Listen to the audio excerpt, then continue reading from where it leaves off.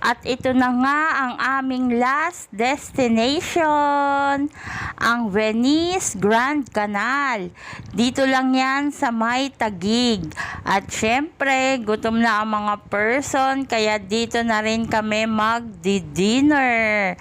Ayan ang aming dinner. Napakasarap, sulit na sulit talaga.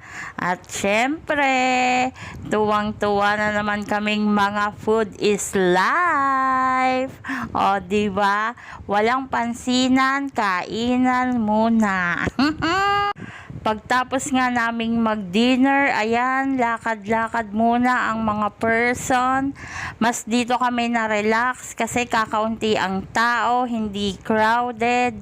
At pag sumakay ka dyan sa Grandula na yan, 500 ang isa, mga marikoy. Kaya ayan, magsa-sightseeing na lang kami.